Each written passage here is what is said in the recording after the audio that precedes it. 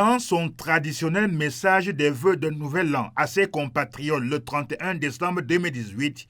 le président de la République du Cameroun, Paul Biya, vantait les prouesses du numérique dans tous les secteurs de la vie nationale camerounaise et soulignait à grands traits que la société numérique qui s'annonçait n'attendrait pas les retardataires. La diaspora des pays membres de la CEMAC, comme celle du Cameroun en particulier, l'avait si bien compris qu'elle a saisi cette opportunité offerte pour gonfler ses transactions financières vers le bercail à travers les opérations de transfert d'argent. À la faveur de la forte pénétration des téléphones portables, de la vulgarisation des comptes mobiles et des performances des sociétés de gestion des porte-monnaies électroniques.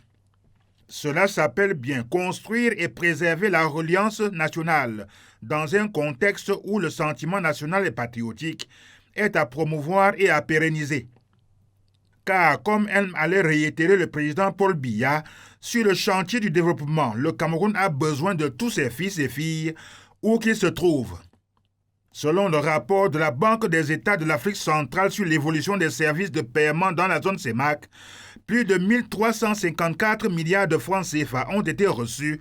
directement de la diaspora sur les comptes mobiles dans la sous-région en 2024. Il s'agit là, semble-t-il, d'une preuve patente que la diaspora des pays de la CEMAC entretient des rapports cordiaux et chaleureux avec le bercail pour le financement de ses investissements locaux dans l'immobilier, la production des biens et services et la prise en charge des questions de santé, d'éducation et de consommation familiale. Il faudrait saluer cette bonne disposition de la diaspora positive à contribuer significativement au financement du développement et à l'amélioration des conditions d'existence en zone CEMAC et par ricochet au Cameroun. Pour soutenir cette performance légendaire devrait être convoquée l'instantanéité des transactions sur le mobile, les coûts de transaction qui continuent de baisser, l'accessibilité du service via le téléphone portable presque partout et une bonne interactivité entre les opérateurs de transfert d'argent et les établissements de paiement mobile. Avec le concours du GIMAC, Groupement interbancaire monétaire de l'Afrique centrale, qui joue un rôle central en interconnectant les portefeuilles électroniques de la diaspora et les comptes bancaires au pays.